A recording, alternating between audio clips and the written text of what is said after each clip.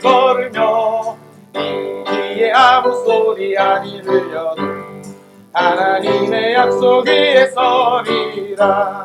걸어가세 믿음 위에 서서 나가세 의심 버리고 걸어가세 믿음 위에 서서 생각 위에 아무 증거 없어도 이 눈에 보기에는 어떠하든지 이미 얻은 증거대로 늘 믿으며 이 맘에 의심 없이 살아갈 때에 우리 소원 주 안에서 이루리. 걸어가세 믿음 위에 서서 나가세 의심 버리고 걸어가세 믿음 위에 서서 누가 위에 아무 증거 없어도 당신의 거룩함을 두고 맹세한 주 하나님 아버지는 참 믿구나. 그 귀한 모든 약속 믿는 자에게 잊지 못할 무슨 일이 있을까. 걸어가세 믿음 위에 서서 나가세 의심 버리고 걸어가세 믿음 위에 서서 눈과 귀에 아무 증거 없어도 주 없이 살 수 없네 죄인의 구주여. 그 귀한 보배 피로 날 구속하시니 구주의 사랑으로 흘리신 보혈이 내 소망 나의 위로 내 영광 됩니다. 주 없이 살 수 없네 나 혼자 못서리. 힘없고 부족하며 지혜도 없으니 아멘. 내 주는 나의 생명 또 나의 힘이라. 주님을 의지하여 지혜를 얻으리. 주 없이 살 수 없네 내 주는 아신다. 내 영의 깊은 간구 마음의 소원을 주밖에 나의 마음을 네 알아주리요. 내 마음을 위로하사 평온케 하시네. 주 없이 살 수 없네 세월이 흐르고 이 깊은 고독 속에 내 생명 끝나도 사나운 풍랑일 때 날 지켜주시고 내 곁에 계신 주님 늘 믿미. 다시 한번 우리 찬양합시다. 주 없이 살 수 없네 주 없이 살 수 죄인의 구주여 인의 구주여. 그 귀한 보배 피로 날 구속하시니 아멘. 구주의 사랑으로 흘리신 보혈이 내 소망 나의 위로 내 영광 되니. 주 없이 살 수 없네 주 없이 살 수 없네 나 혼자 못서리 아멘. 힘없고 부족하며 지혜도 없으니 내 주는 나의 생명 또 나의 힘이라. 주님을 의지하여 지혜를 얻으리. 주 없이 살 수 없네 주는 아신다면 내 영의 깊은 간구 마음의 소원을 주밖에 나의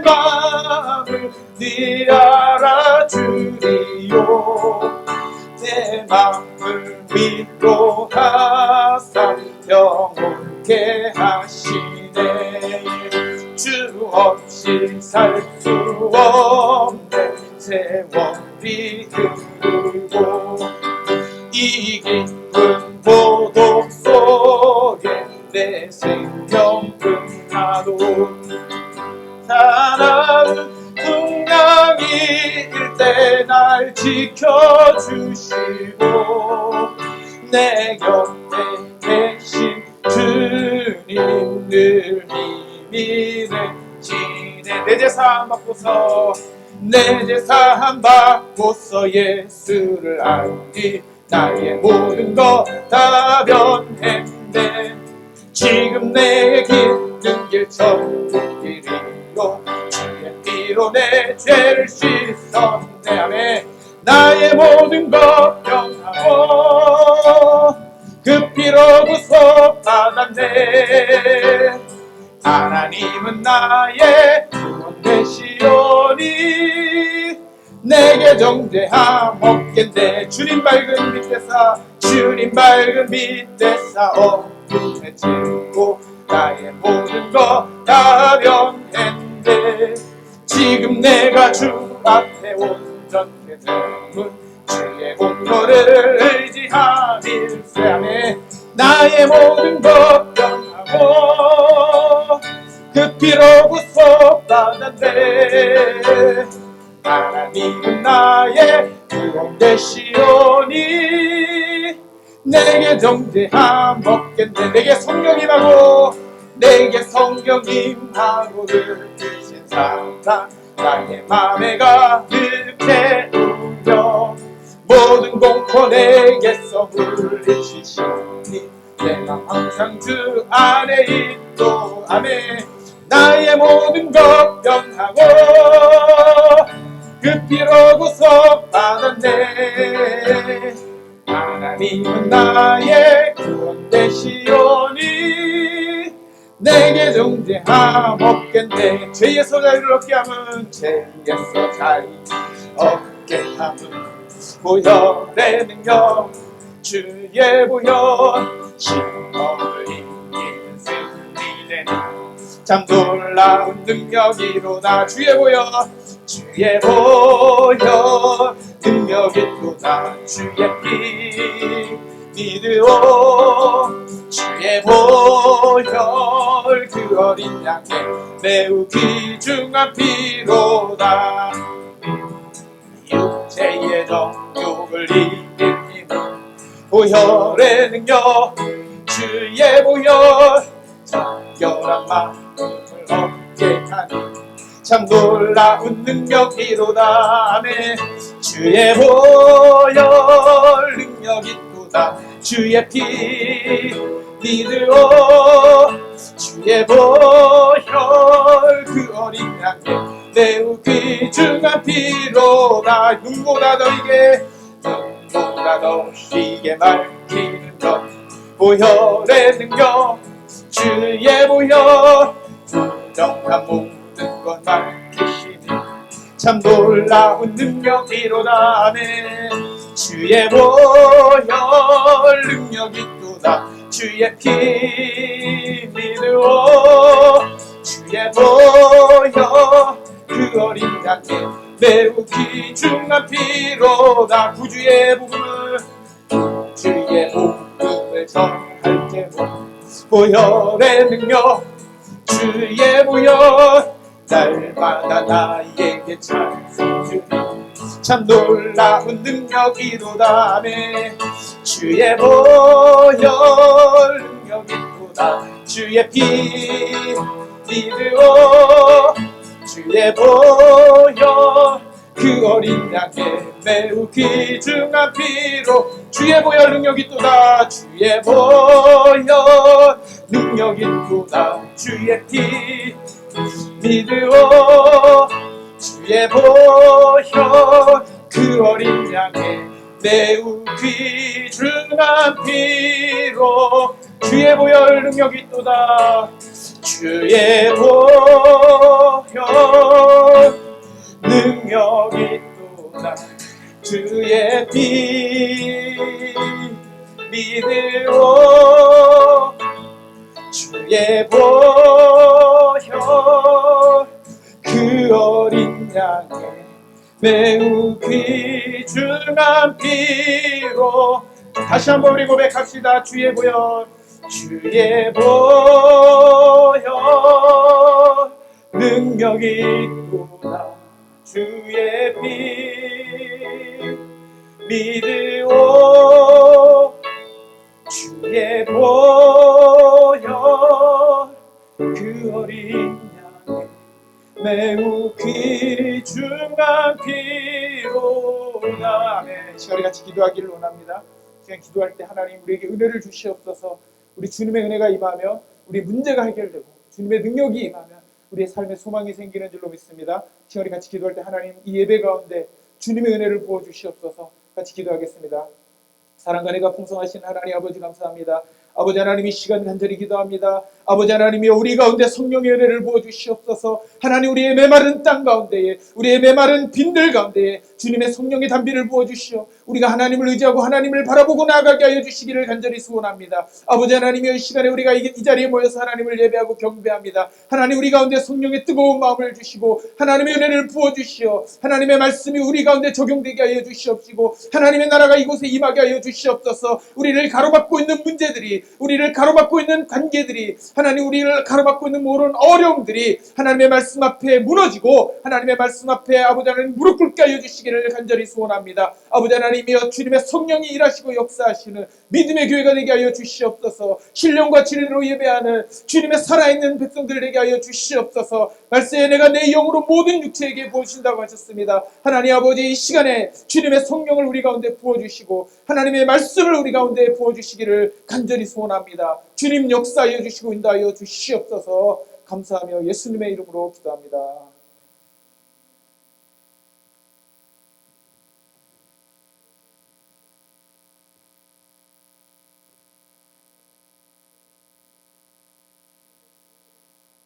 예배 자리에 인도하여 주시는 은혜 감사합니다. 죽을 수밖에 없는 저희들을 사랑하시어 독생자 예수 그리스도를 보내주시고 피 흘리심으로 말미암아 저희의 죄를 용서하여 주신 하나님의 놀라운 사랑 앞에 늘 작아지는 저희들을 느낍니다. 그 크신 사랑을 받은 하나님의 자녀답게 그 사랑을 내 이웃에게 나눠줄 수 있는 저희 되게 하시고 그리하여 많은 죽어가는 시애틀의 영혼들이 하나님 앞으로 돌아오는 역사가 저희 먼저 사랑교회를 통해 이루어지게 하여 주시옵소서. 길어지는 코로나로 인해 정신적, 육체적, 물질적으로 어려움을 당하고 있습니다. 이 시기를 우리가 지혜롭게 이겨나갈 수 있는 지혜를 주시고 각자의 어려운 가운데에서도 서로를 돌아보고 함께 극복하여 나갈 수 있는 긍휼의 마음을 부어주시옵소서. 오늘 말씀 가운데 함께 하시어 우리에게 생명의 말씀으로 우리의 영이 깨어나게 하시고 우리의 삶이 세상에 속한 것이 아닌 하나님 앞에 속한 삶이 되어 먼저 살아온 모든 지체들이 거룩한 삶으로 구별되게 하여 주시옵소서. 오늘 예배 가운데 홀로 영광 받으실 하나님을 찬양하며 예수 그리스도의 이름으로 기도드렸습니다. 아멘.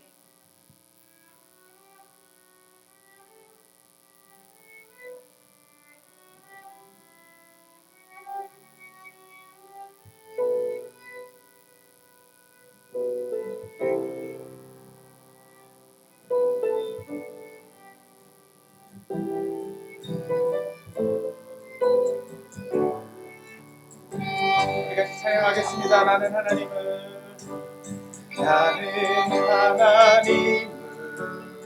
예배하네 예배자이다. 내가 서 있는 곳 어디서나 하나님을 예배합니다. 내 영혼 거룩한 은혜를 향하여 내 마음 완전한 하나님 향하여 이곳에서 바로 이 시간 하나님을 예배하리라.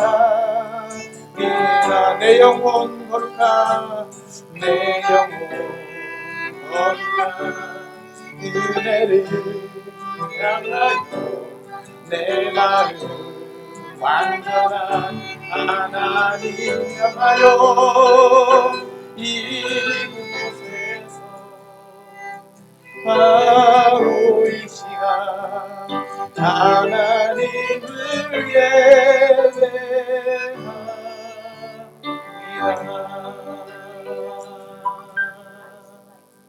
아멘.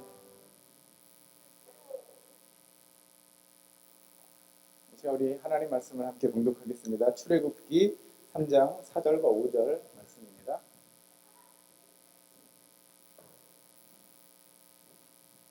출애굽기 3장 4절 5절 말씀. 우리 하나님 말씀을 경외하는 마음을 가지고 일어서셔서 우리 같이 봉독하겠습니다. 다 같이 우리 큰 목소리로 봉독하도록 하겠습니다. 제가 3절 4절이라 그랬나요? 4절 5절이라 그랬나요? 4절 5절입니다. 4절 5절 다 같이 읽겠습니다. 시작. 여호와께서 제가 죄송합니다. 3절 4절인가 보네요. 원래 4절 5절인데 3절 4절 읽겠습니다. 시작. 이에 모세가 이르되 내가 돌이켜 가서 이 큰 광경을 보리라.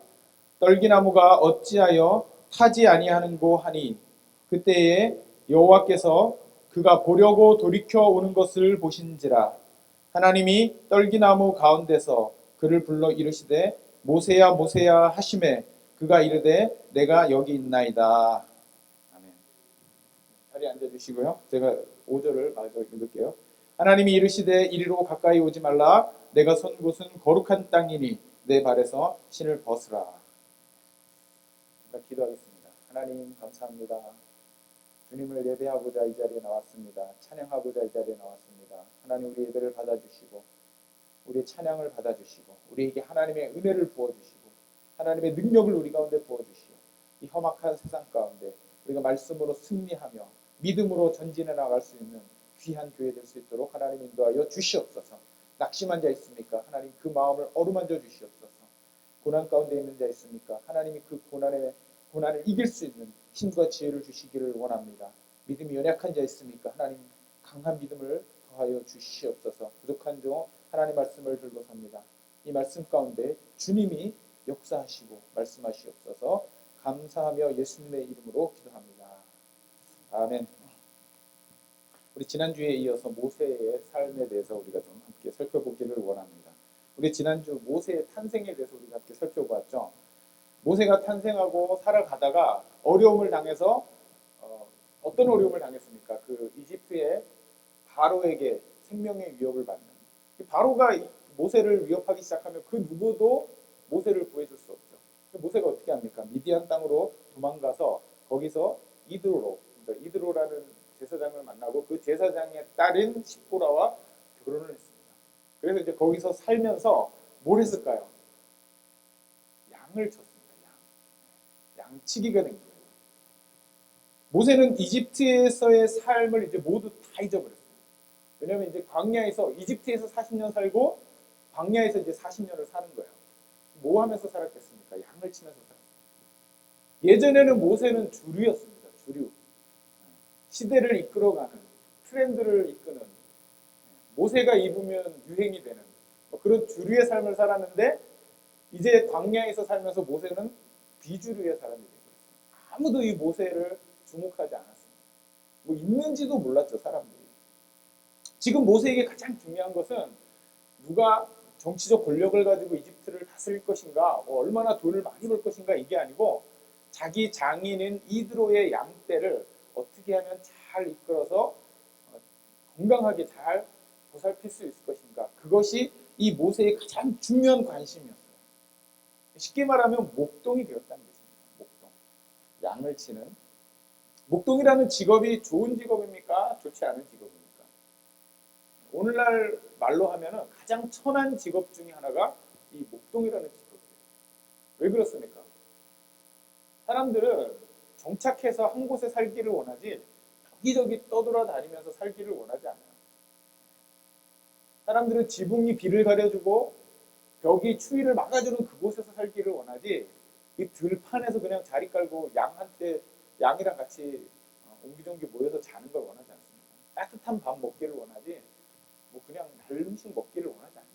그래서 사람들은 정착해서 살기를 원하는데 이 목동이라는 직업은 그럴 수가 없는 것이죠. 우리가 잘 알듯이 이스라엘 백성들의 원래 그 조상의 직업군이 뭡니까? 유목민이죠. 유목민. 유목민들은 여기저기를 돌아다니는 사람들이에요.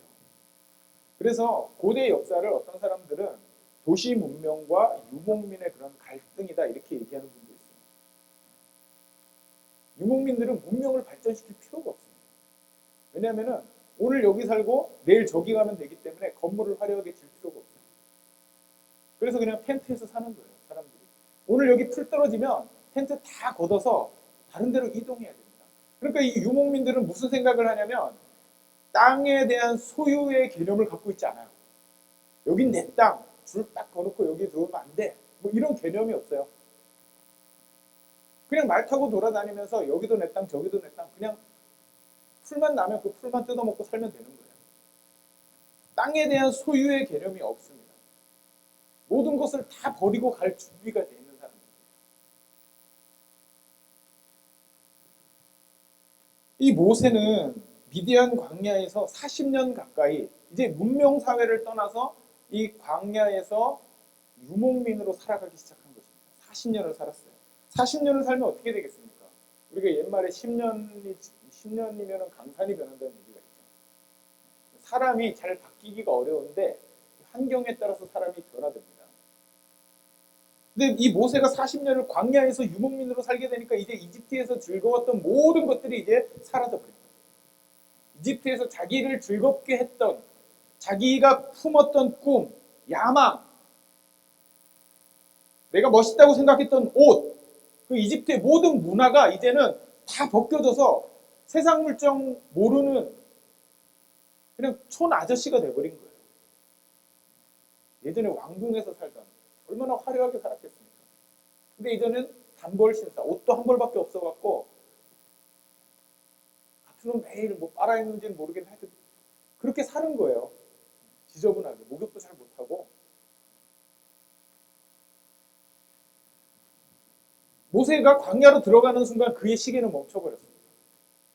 더 이상 이제 뭐 이집트의 무슨 역사에서 무슨 일이 일어나는지 뭐 왕이 누가 되는지에 대한 관심이 없어요. 이 모세의 관심 오직 하나, 양을 잘 먹이는 거예요. 양을 늑대가 공격하면, 사자가 공격하면 이 양을 그 늑대와 사자로부터 보호하는, 그것이 오직 이 모세의 관심이었습니다. 꿈도 없고 야망도 사라진 삶이었죠. 그렇게 40년을 살았습니다. 어느 날 이 모세가 양떼를 이끌고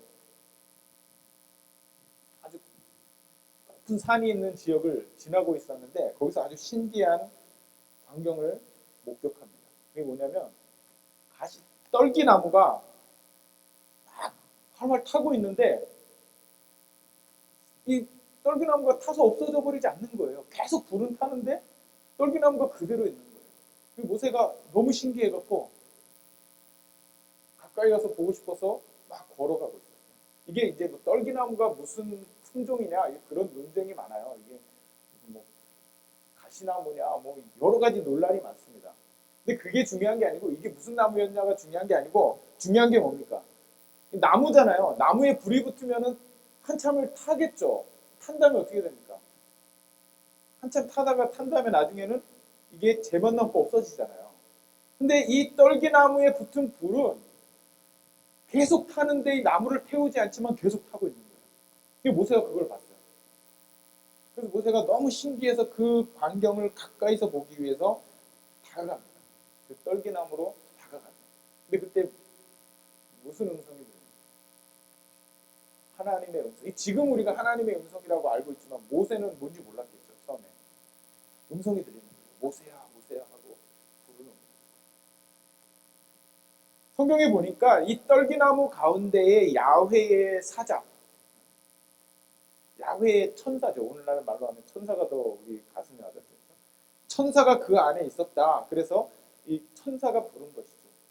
그런데 이제 천사를 하나님의 대리자로 생각하기 때문에 성경에서는 그냥 막 그 교차해서 사용합니다. 하나님이라고 표현하지만 하나님이 말씀하시는 게 아니고 이 하나님의 천사가 말하는 것이죠. 하나님의 말씀을 대언하는 것이죠. 자, 모세가 얼마나 놀랐겠어요. 나무가 막 불타고 있는 곳을 향해서 가고 있는데 거기서 자신의 이름을 부르는 소리를 들은 거예요. 모세야 모세야 하고 부르는 소리를 들은 거예요. 그러니까 모세가 대답을 했습니다. 내가 여기 있습니다.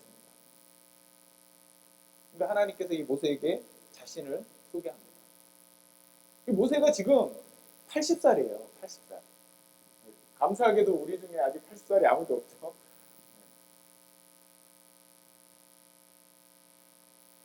80살 동안 이 모세가 하나님을 알았을까요? 몰랐을까요? 80년이 지나는 거예요.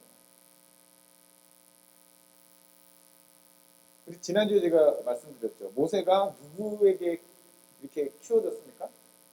바로의 공주의 아들로 입적은 됐지만 실제로 이 모세를 기른 것은 누구라 그랬습니까?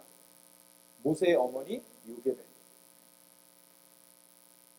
그 요게벳을 통해서 모세가 하나님의 내용, 스토리를 들었을까요? 안 들었을까요? 여러분 자녀들에게 하나님에 대한 이야기를 해주신 적 있으세요? 하나님 어떤 분이야? 저는 저희 아버지가 제가 군대를 갔다가 휴가를 나왔는데 저를 이제 그 고속버스 터미널까지 태워다 주면서 전자시계를 하나 사주시면서 본인이 왜 예수님을 믿게 됐는지 말씀을 해주시더라고요. 제가 태어나기 전에 믿으셨기 때문에 저는 몰랐어요. 그 스토리를. 깜짝 놀랐어요. 저는. 우리 아버지가 이런 스토리가 있으셨구나. 제가 몇 번 간증을 했었는데 이 요게벳은 아마 모세에게 어렸을 때부터 하나님을 이야기해 줬을 거예요. 우리 하나님은 우리 아브라함, 우리 조상에 있는데 그 아브라함의 하나님이야. 아브라함이라는 우리 할아버지가 있는데 그 할아버지가 아들을 못 낳았어. 근데 하나님께서 100세에 이삭이라는 아들을 주셨어. 우리가 믿는 하나님은 그 하나님이야. 우리는 저 이집트에 있는 태양신을 섬기는 족속이 아니야. 우리는 하나님을 섬기는 족속이야. 얘기를 해줬겠죠. 야, 우리 조상 중에 이삭이라는 분이 있어. 이 이삭이 40살에 결혼했는데 60살까지 애가 없었어. 근데 이삭이 하나님께 기도해갖고 아기를 얻었어. 근데 그게 쌍둥이야. 야곱과 에서야. 근데 에서는 하나님 사랑하지 않았어. 그래서 자기 그냥 인생을 즐기기 위해서 뭐 사냥 즐기고 막 이방 여자하고 결혼하고 그랬어. 근데 야곱은 하나님을 사랑했어. 그래서 하나님의 은혜를 받고자 갖가지 수단을 다 쓰다가 이 야곱이 베델에서 하나님을 만나. 그 하나님이 우리 하나님이야. 우리 조상들의 함께 하셨던, 우리 조상들과 함께 하셨던 그 하나님이 우리 하나님이야 라는 이 이야기를 모세는 아주 어렸을 때부터 계속 들었기 때문에 하나님을 알고 있었어요. 아, 우리 조상들과 함께 하셨던 하나님, 아브라함과 함께 하셨던 하나님, 이삭과 함께 하셨던 하나님, 야곱과 함께 하셨던 그 하나님이 나의 하나님이구나. 이 모세의 마음 가운데 있는 이 하나님은 여러분 어떻게 믿음이 강했을까요? 모세가? 아, 나는 이 하나님 정말 좋아. 막 이렇게 생각했을까요? 저는 그렇지 않다고 생각합니다. 왜냐하면 이집트에 있는 그 신들과 이 모세가 이야기로만 들은 이 야훼 하나님 이름을 몰랐죠. 그때는. 딱 비교해보면 어떻습니까? 어떤 신이 더 화려해요? 이집트를 가보신 분은 알겠지만 거기는 뭐 스핑크스 하나를 지어도 건물만 하게 만들어놔요. 얼마나 크고 웅장합니까? 신상을 하나 만들면 막 이렇게 고개를 쳐, 우리 자유의 여신상 보듯이 발끝에 가면 위가 안 보입니다. 그 관광객들이 좀 더 그 앨리스 섬으로 들어가서 사진을 찍으려고 그러는데 사진을 못 찍어요. 너무 커서 이 밑에서 사진기를 대려면 들어 누워야 돼요. 이집트 사람들이 자신이 믿는 신을 그렇게 화려하게 그리고 멋지게 조각을 해놨는데 이 모세가 들은 어렸을 때부터 들은 이 야훼 하나님은 이야기 속에만 있는 거예요. 이야기 속에만. 실제로 만난 적도 없고 이집트의 신을 화려하게 막 채색을 하고 조각을 하고 아주 거대하게 만들어놨는데 자신이 믿는 하나님은 초라하게 짝이 없는 거예요. 어디 있는지도 모르겠어요. 말로만 들었던, 이야기 속에만 존재했던, 모양도 없고 그림도 없고 오직 사람의 말과 말을 통해서만 전해졌던 그 신이 지금 이 떨기나무 속에서 자신을 부르고 있는 것입니다. 이게 얼마나 역사적인 사건입니까? 이 모세에게는 굉장한 사건입니다. 모세가 뭐라고 대답합니까? 내가 여기 있나이다. 내가 여기 있나이다. 하나님께서 뭐라고 그러십니까? 가장 처음 만났는데 하나님 뭐라고 하셨을까요? 여러분, 하나님 처음 만났을 때 하나님 뭐라고 하셨습니까? 여러분에게? 밥이나 같이 먹을까? 뭐 차라도 한잔 할까? 우리 처음 만나면 뭐 하는 얘기 있잖아요. 그렇죠? 어색하지 않기 위해서 우리 사람과 사람이 만나면 뭔가 이렇게 뭐 날씨 얘기를 한다거나 그렇게 합니다. 하나님 뭐라고 하셨을까요? 신발을 벗어라.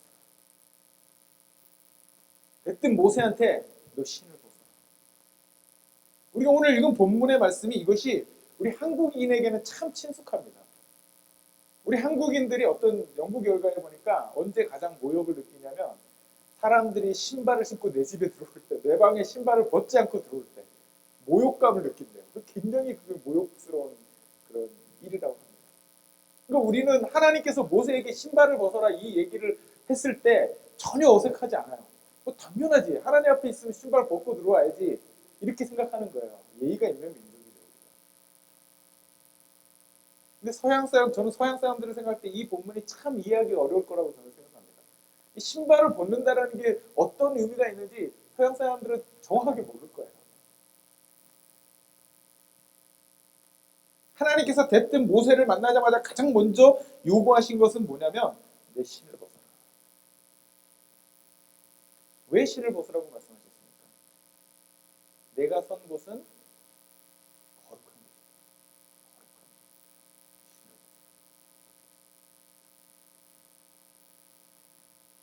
이 신발은 세상의 온갖 더러운 것들을 다 묻히고 다니는 것이죠. 온갖 더러운 걸 신발에 다 묻히고. 그렇기 때문에 그걸 신고 방으로 들어오는 것은 굉장히 불경한 행위입니다. 그걸 신고 거룩하신 하나님 앞에 쓴다라는 그 사실은 굉장히 불경한 것이죠.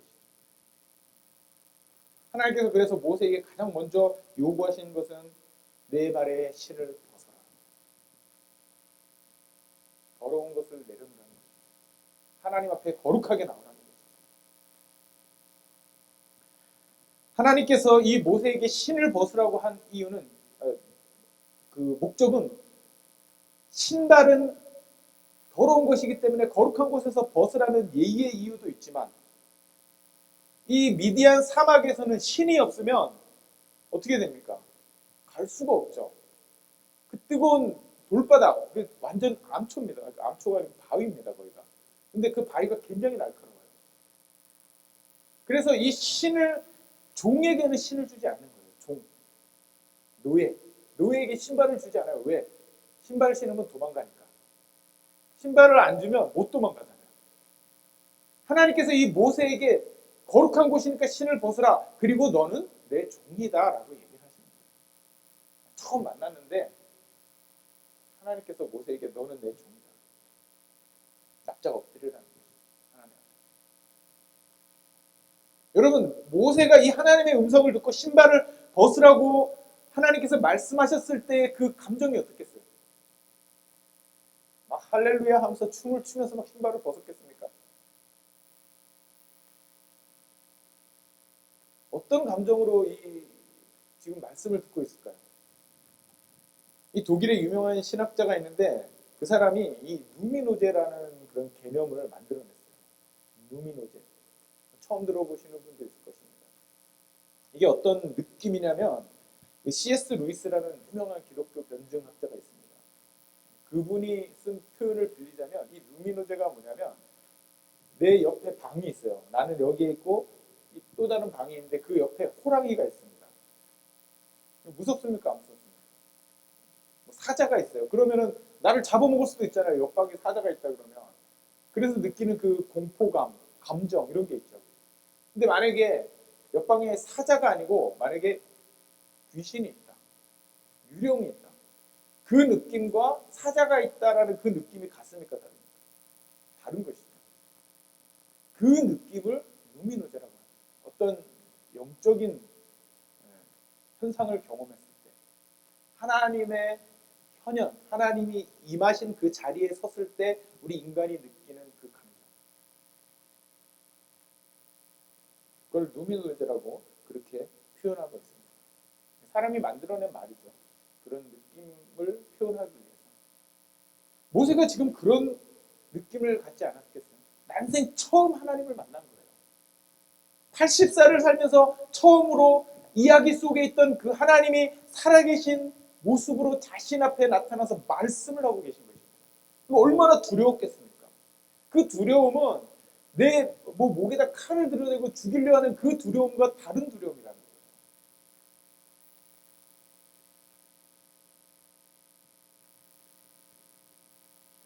지난주에도 제가 말씀드렸듯이 모세는 히브리 어머니에게 자랐습니다. 그래서 이 히브리 사람들의 특징은 뭡니까?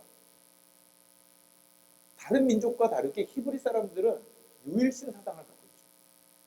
하나님은 한 분이야. 이집트의 어떤 태양신, 무슨 나일강신, 이집트는 그걸 다 믿어도 상관없습니다. 그러나 히브리인들은 한 하나님만 믿는 거예요. 그런데 그 신의 이름도 몰라요. 이 히브리인들은. 이때까지 몰랐어요. 그 하나님이 어떤 하나님인지 몰라요. 이 사람들은 지금 현재. 이야기 속에서만 들었고 그분이 어떤 분인지 어떤 성격을 가졌는지 어떤 성품인지 모르는 그 하나님을 지금 이 모세가 대면했는데 하나님께서 이 모세에게 자신을 어떻게 소개하고 있습니까? 나는 아브라함과 이삭과 야곱의 하나님이다. 여러분 아주 중요한 영적인 원리를 여기서 발견해야 됩니다. 부모가 믿음이 좋으면 자식이 믿음이 좋아집니까?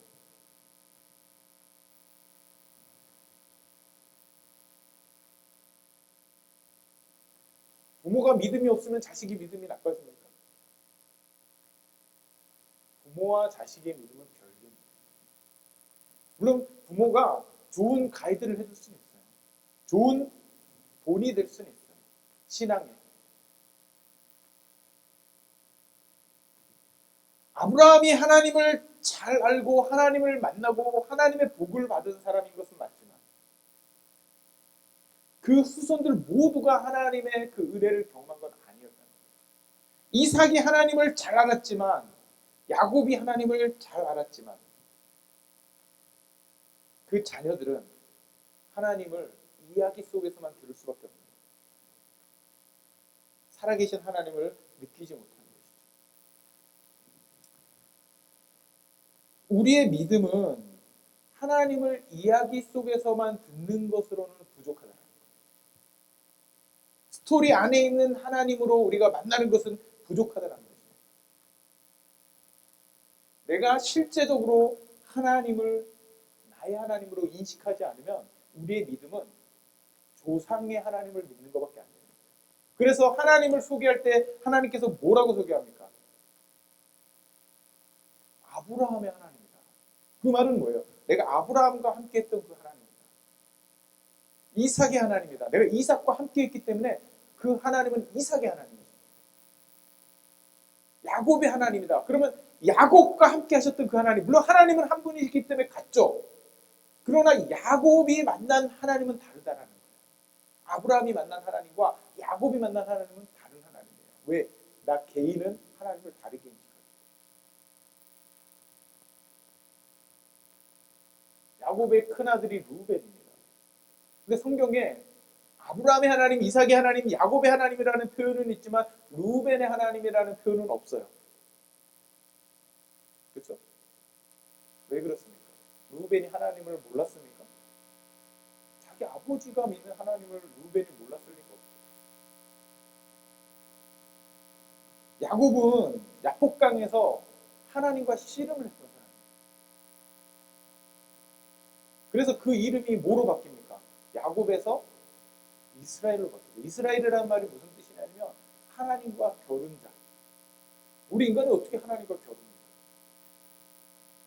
야곱이 그렇게 하나님을 사랑하는 거예요. 하나님을 붙잡고 놓지 않은 거예요. 자기 문제가 지금 에서가 자기를 죽이려고 군대를 이끌고 달려오고 있었어요. 이 강만 건너서 에서를 만나면 자기는 죽을지 살지 모르는 파리 목숨 같은 그런 상태에 다다르게 됩니다. 그때 이 야곱이 뭘 했는 거예요? 하나님을 붙잡은 거예요. 하나님 붙잡고 안 놓은 거예요. 하나님과 씨름한 것이죠. 그것을 성경에서는 씨름했다, 그렇게 표현하고 있습니다. 여러분, 우리 어려운 문제를 당하면 뭐 합니까? 사람들이 기도하잖아요. 그 기도가 일종의 씨름이에요. 하나님께 씨름하는 거예요. 기도하면 여러분 얼마나 힘든지 아십니까? 그만하고 싶어요. 1시간, 2시간 기도해보세요. 뭐 그냥 잠깐 눈 감고 하나님 감사합니다 뭐 하고 30초 하는 거는 쉽죠. 그거는. 근데 내 문제를 해결해 주실 때까지 내가 붙잡고 그 기도하는 거는 여러분 이거 영적인 씨름입니다. 얼마나 어려운지 몰라요. 근데 야곱이 그렇게 했을 때 하나님께서 이 야곱에게 복을 주시는데 어떤 복을 주십니까? 이스라엘이라는 이름을 바꿨어요. 우리는 모든 문제가 해결됐어요. 이렇게 하면 좋은데 하나님께서는 야곱에게 이름을 바꿔줘버렸어요. 이 야곱이라는 사람의 이름이 그 사람을 말해줍니다. 처음에 야곱의 이름의 뜻이 뭡니까? 속이는 사람. 다른 사람 속여갖고 등쳐먹는 사람, 이런 의미가 있는 거예요. 근데 이스라엘로 바뀌었어요. 무슨 뜻입니까? 하나님께 매달립니다. 하나님과 씨름합니다. 여러분들 이름이 이렇게 바뀌길 원합니다. 저는 나중에 제가 죽었을 때 사람들이 김동현 목사 하나님과 씨름합니다, 이런 좀 소리를 들었습니다. 지금 모세가 불타는 떨기나무 사이에서 자신을 드러내신 그 하나님, 아브라함과 이삭과 야곱의 하나님을 만났어요. 이전에는 자신과는 상관없는 하나님이었어요. 그냥 자기의 스토리 속에, 지식 속에 있었던 하나님이에요. 실제로 하나님이 어떤 분이신지 몰랐어요, 모세는. 근데 거기서 지금 이 하나님을 만나면서 모세에게 이 하나님이 어떻게 다가오기 시작합니까? 나의 하나님. 이제 아브라함의 하나님이 아니에요. 이제 이삭의 하나님이 아니에요. 이제 야곱의 하나님이 아니에요. 지금 내 삶 속에서 내 삶을 다스리시는 하나님, 모세의 하나님입니다. 그래서 우리가 질문해 볼 수 있죠. 하나님이 좀 만나주실 거면 일찍 좀 만나주시지. 80이면 많이 늙었잖아요, 이제. 뭘 할 수 있습니까? 80 먹은 사람이. 그것도 광야에서 지금 양치고 있는데. 그 40살 때 얼마나 힘이 있고 권력 있고 돈도 많았을 거잖아요. 인기도 많았을 거예요. 인맥도 있었을 거예요. 그때 하나님이 좀 모세를 만나주셨다면 이 모세가 얼마나 큰 일을 했겠습니까? 근데 지금 80살이 됐는데 모든 걸 다 잃어버리고 아무것도 남은 게 없어요, 모세는. 양치는 일 위에는 할 줄 아는 게 아무것도 없어요. 기억하는 사람도 없어요. 그런데 그때 하나님께서 모세에게 찾아오셨다는 사실을 우리는 기억해야 돼요. 얼마나 중요한 영적인 원리입니다. 그럼 나도 80살 때까지 기다려야 되겠구나. 이제 지금 45세 정도 됐으니까 이제 한 35년을 더 기다리면 하나님 만날 수 있겠구나. 그런 의미가 아니죠. 그렇죠? 왜 하나님께서는 이 모세가 가장 연약해졌을 때, 이 광야에서 아무 보잘것없는 그런 존재로 살아갈 때, 다 나이 늙어갖고 이제 힘도 없을 때, 그때 왜 하나님이 이 모세를 만나셨습니까? 그 이전에는 이 모세는 하나님을 만나려고 하지도 않았죠. 그것을 우리가 쉽게 얘기하면 뭐라고 그럽니까? 교만이라고 얘기해요. 교만. 우리 인간은 교만합니다. 기본적으로 교만입니다. 잠언 16장 18절에서 교만은 패망의 선봉이라고. 이 사람이 망할 건가 안 망할 건가를 알 때 망해버릴 사람들의 특징은 뭐라는 거예요? 교만이지. 교만. 패망의 선봉이라는 게 그런 의미입니다. 망할 때 제일 앞에 있는 게 교만이라는 거예요. 교만 때문에 망한다는 거예요. 교만의 또 다른 정의는 뭡니까? 어리석음입니다. 어리석음. 교만한 사람들은 어리석다는 거예요. 이게 무슨 의미입니까? 여기 이제 모르는 사람이 한 100명 있어요. 근데 자기가 좀 잘 나가. 그래서 딱 모여서 딱 보니까 자기가 제일 잘난 것 같아. 그리고 갑자기 자기가 리더로 딱 섭니다. 내가 제일 잘났어. 그러면서. 근데 우리 한국에는 숨은 고수가 많잖아요. 내가 뭐 잘하는 줄 알고 막 했더니 보니까 저기 진짜 전문가가 있는 거예요. 그럼 이 사람 얼마나 창피하겠어요.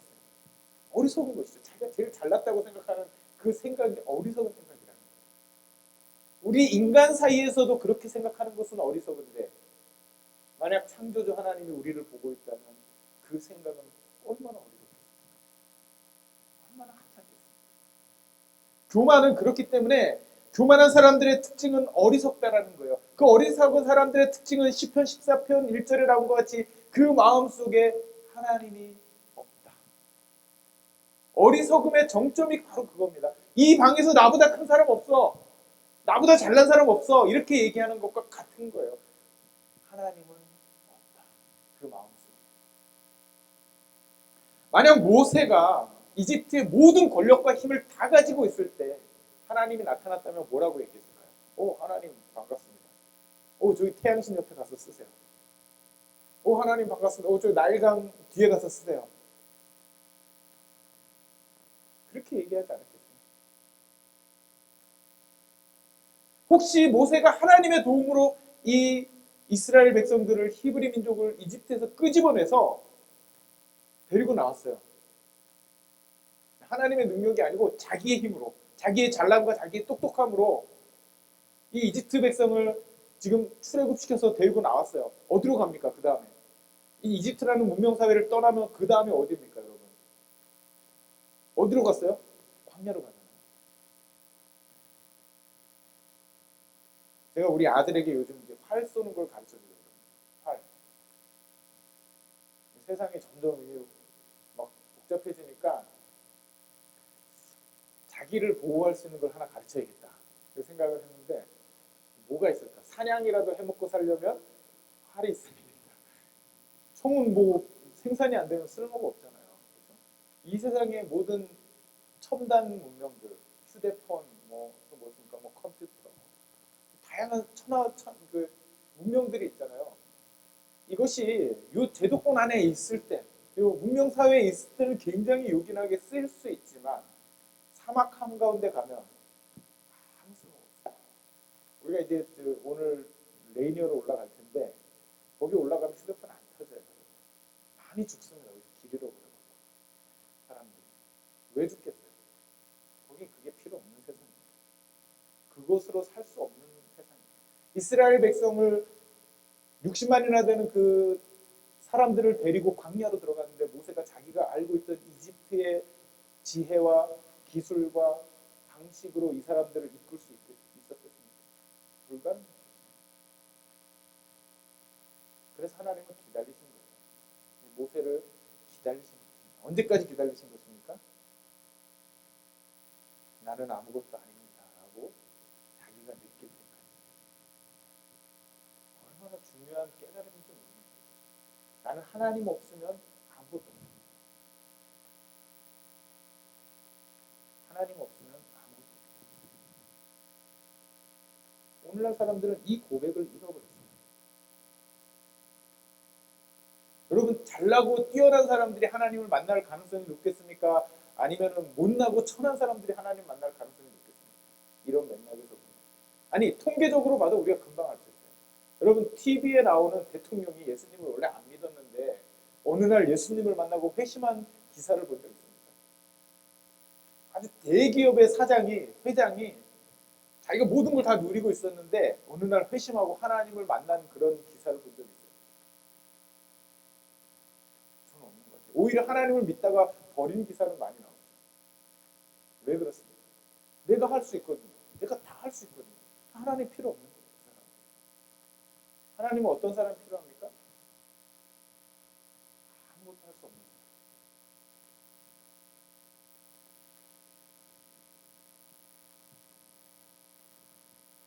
죽을 병에 걸린 사람, 감옥에서 인생의 좌절을 맛본 사람, 소망이 없는 사람, 사업에 실패해서 노숙자가 된 사람, 이런 사람들은 하나님을 만날 가능성이 높습니다. 왜 그렇습니까? 내가 아무것도 아니라는 걸 알기 시작합니다. 우리 인간이 얼마나 연약한지를 알기 시작합니다. 내가 지금까지 내가 잘났다고 주장하고 나를 드러냈던 그 모든 것들이 하나님 앞에 서면은 벌거벗은 것과 같이 아무것도 아니라는 것을 깨닫는 사람만이 하나님이 얼마나 우리에게 중요한 분이신지를 알게 됩니다. 여러분 믿습니까? 하나님께서 그 연약한 사람을 이제 세우시기 시작하는 거예요. 여러분 아주 중요한 것입니다. 잘 들어보세요. 모세가 하나님께서 모세를 부르셨잖아요. 그럼 이제 뭐 하셔야 돼요? 하나님이 부르셨어요. 그럼 이제 뭐 합니까? 제가 우리 아들을 부릅니다. 은유야 일로 와봐. 왔어요. 쭈르 왔어요. 왜 불렀어요? 그러면 그냥 불렀어. 얘가 다음에 부르면 안 옵니다. 부른 이유를 말해줘야죠. 하나님 모세를 왜 부르셨습니까? 야, 네가 40년 전에 꿈꿨던 저 히브리 백성들, 그 백성들 네가 하려고 했던 그거 내가 하려고 그래. 잘 들어보세요. 모세 너가 하려고 했던 그거 지금 내가 할 거야. 하나님이 하신다는 거야. 너 가서 저 사람들을 끄집어내. 저 사람들을 구원해내. 그럼 모세가 뭐라고 할까요? 하나님 다른 건 다 해도 그거 못합니다.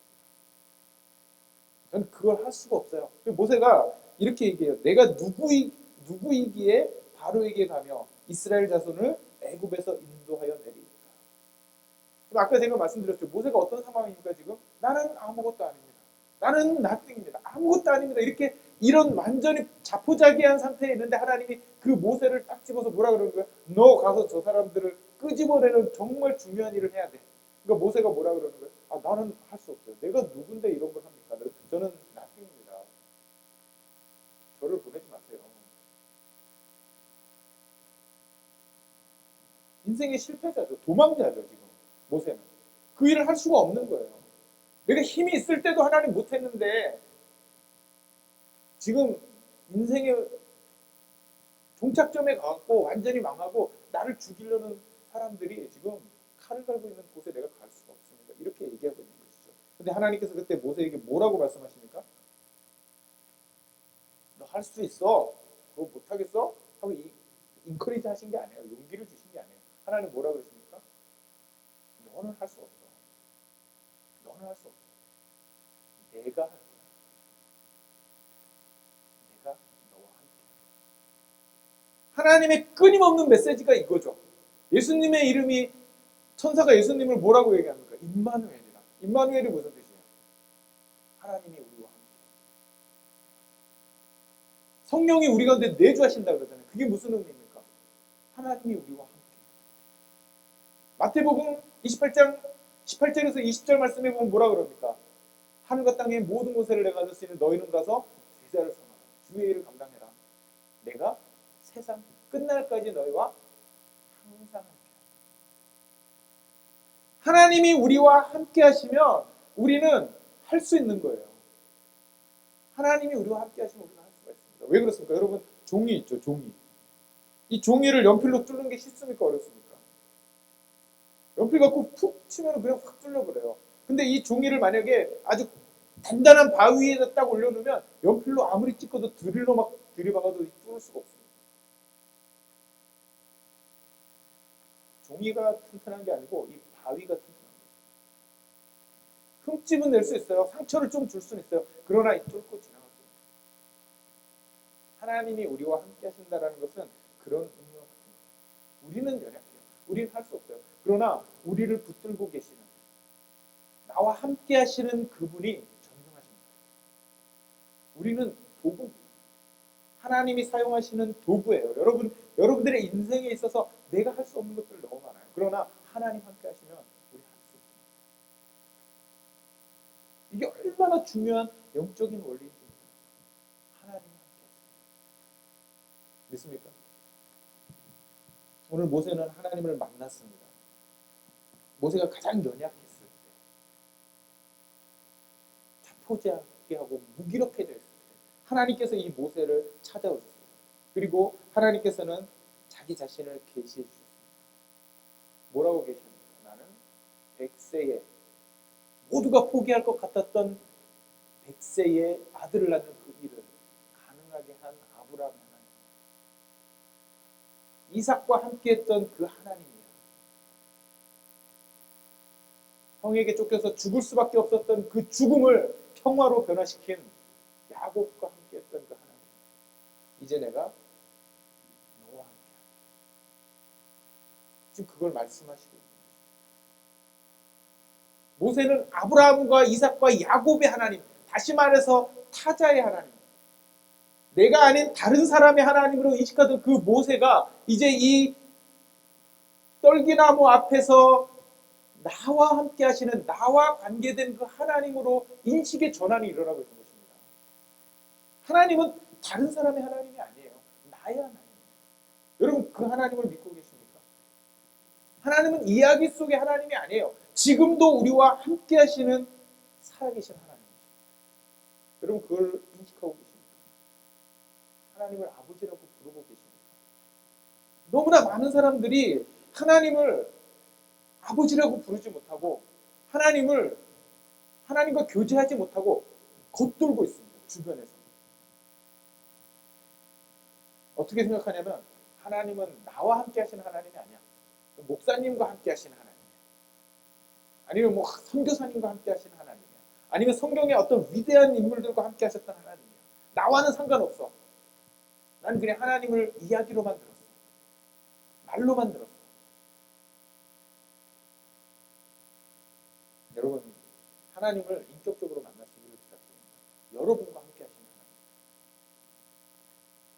저와 함께하는 하나님이 여러분과 무슨 상관이 있어요?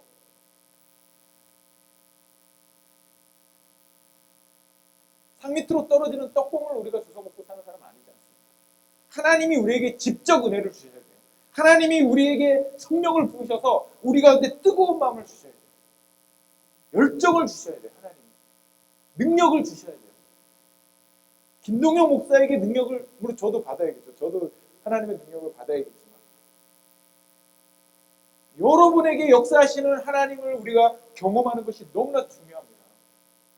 사마리아 여인과 예수님이 요한복음 4장에서 대화를 하죠. 이 여인은 남편이 5명이나 있는, 다시 말해서 남편이 없는 여인이었어요. 동네 사람들이 다 손가락질을 하니까 그 지중해 뜨거운 사막에 12시에, 낮 12시에 아무도 물길로 나오지 않는 그 시간에 몰래 나와서 물을 기르러 나온 거예요. 그 우물가에서 예수님을 만나요. 예수님이 남편을 데려오라 그러니까 이 여인이 자기는 남편이 없다. 예수님이 물을 달라고 그러니까 이 여인이 당신이 야곱보다 큽니까? 하고 질문해요. 예수님이 내가 너에게 생수를 주겠다. 영원히 목마르지 않는 생명수를 주겠다. 이 여인은 뭐라고 합니까? 나에게도 주십시오. 나에게 하나님 그 생수를 주십시오. 이 여인은 물이 필요한 거예요. 뜨거운 낮에 이 우물로 물길로 나오는 게 너무 고단하기 때문에 하나님 이 물을 주시면, 그 영원히 목마르지 않는 그 물을 주면 내가 이 고생하지 않아도 되지 않습니까? 그 물을 원하는 거예요. 우리 예수님께서 주신 물은 그것이 아니죠. 이 사마리아 여인의 가치를 변화시키신 거예요. 남편도 없이 창녀같이 사는 이 여인이 얼마나 소중한 하나님의 자녀인 것을 예수님께서 말씀해 주신 거죠. 그러니까 이 여인은 어떻게 됩니까? 예전에는 창피해갖고 동네 사람들 앞에 나가지도 못했던 이 여인이 그 창피함을 다 잊어버리고 나가서 예수님을 만났다고 막 전도를 한 거예요. 그 동네 사람들이 막 모여왔습니다. 그런데 이 동네 사람들이 예수님의 말씀을 듣고 뭐라고 하는지 아십니까? 그 여자에게 말하되 이제 우리가 믿는 것은 내 말로 인함이 아니니 이는 우리가 친히 듣고 그가 참으로 세상의 구주이신 줄 압니다. 동네 사람들이 여인 때문에 예수님께 왔지만 이 사람들이 예수님을 만나고 보니까 이제 이 여인의 전해준 말 때문이 아니고 내가 직접 그 하나님을 경험했다라고 고백하는 거예요. 직접 하나님을 경험했다는 거예요. 살아계신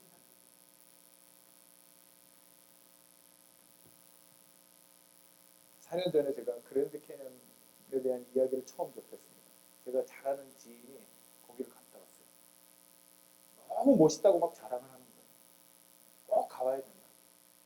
막 설명을 해주는데 그 얘기만 들어도 너무 막 가슴이 벅찬 거예요.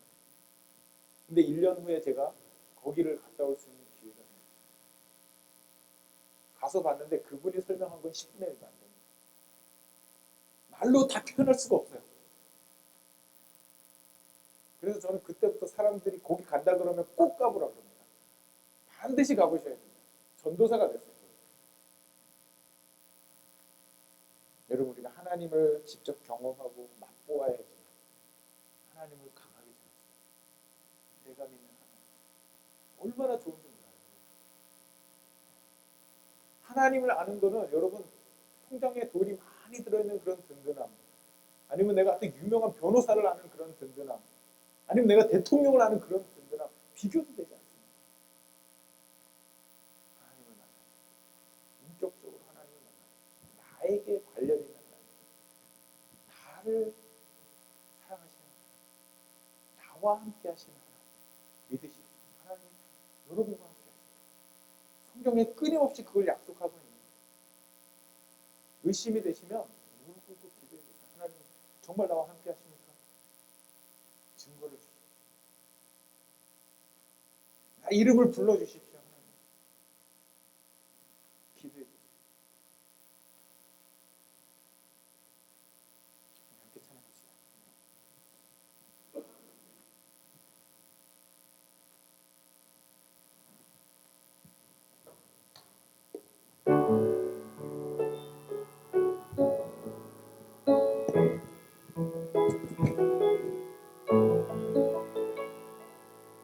잠시만요. 이거 아직도 한 번 더 돌아간 거예요? 아니면 아직도 지나가고 있어요?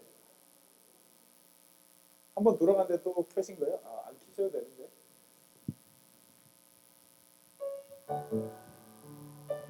우리 좀 힘차게 찬양하겠습니다.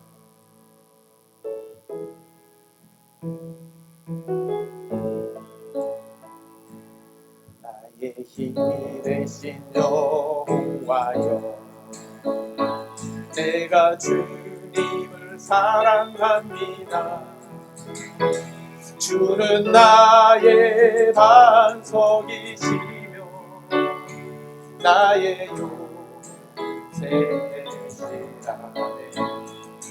주는 나를 건지시는 나의 주, 나의 하나님, 나의 피할 바위시요 나의 방패시라.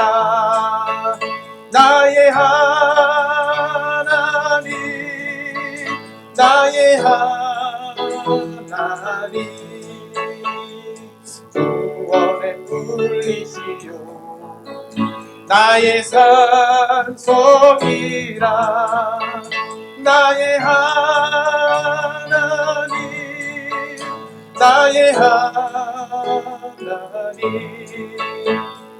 그는 나의 여호와, 나의 구세, 나의 생명이신 여호와여, 나의 생명이신 여호와여, 내가 주님을 찬양합니다. 주는 나의 사랑이시며 나의 의지시라네. 주는 나를 이끄시어 주의 길 인도하시며 나의 생애 목자 되시니 내가 따르리라. 나의 하나님, 나의 하나님, 생명의 멸류관으로 내게 씌우소. 나의 하나님, 나의 하나님, 나의 하나님, 그는 나의 여호와, 나의 무세, 나의 하나님, 나의 하나님, 나의 하나님, 그는 나의 여호와, 나의 구세주, 나의 하나님, 나의 하나님,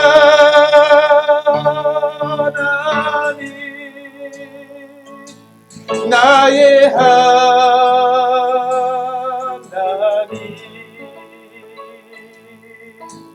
그는 나의 여호와 나의 구세주. 이 시간 우리 같이 기도하기를 원합니다. 우리 가운데 아직 하나님을 의심하고 있거나 우리 하나님이 나와 상관없다고 생각했다면 하나님 이 시간 주여 나를 만나 주시옵소서. 주여 나의 하나님이 되어 주시옵소서. 주님 나와 함께 하시는 하나님 되어 주시옵소서. 우리 같이 합심해서 기도하겠습니다. 하나님 아버지 감사합니다. 주여 이 시간에 주님의 은혜를 기대하고 소망합니다. 아버지 하나님이여 죽어있는 내 심령을 하나님 뜨겁게 하여 주시옵소서.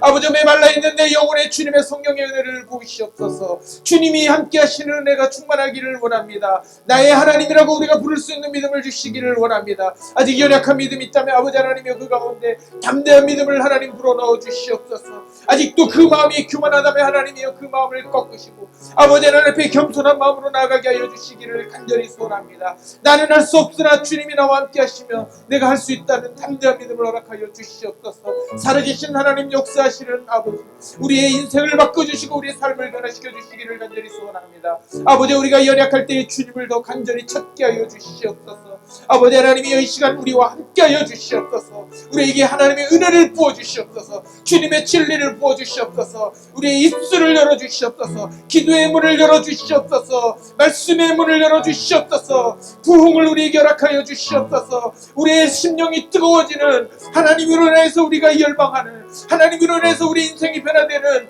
하나님으로 인해서 우리가 자신감을 찾는 하나님으로 인해서 우리가 믿음으로 살아가는 하나님 놀라운 은혜가 우리 가운데 일어나기를 원합니다. 우리 먼저 사랑교회 출석하는 모든 지체들이 하나님을 나의 하나님으로 인식하게 하여 주시옵소서. 나와 함께 하신 하나님으로 인식하게 하여 주시옵소서. 타자의 하나님이 아니고 다른 사람의 하나님이 아니고 성경의 인물과 함께 하셨던 하나님이 아니라 지금 나와 함께 하시는 살아계시고 능력 있으신 창조주 하나님, 아버지 하나님 우리 하나님이 되게 하여 주시기를 간절히 소원합니다. 하나님 함께하여 주시옵소서. 우리에게 성령의 은혜를 부어주시옵소서. 이제는 우리 주 예수 그리스도의 놀라우신 은혜와 아버지 하나님의 극진하신 사랑과 성령님의 내주교통하심이 하나님을 아버지라 부르며 온전히 의지하기를 원하는 우리 먼저 사랑교회 모든 지체들 가운데 이제부터 영원토록 함께하시기를 간절히 축원하며 기도합니다.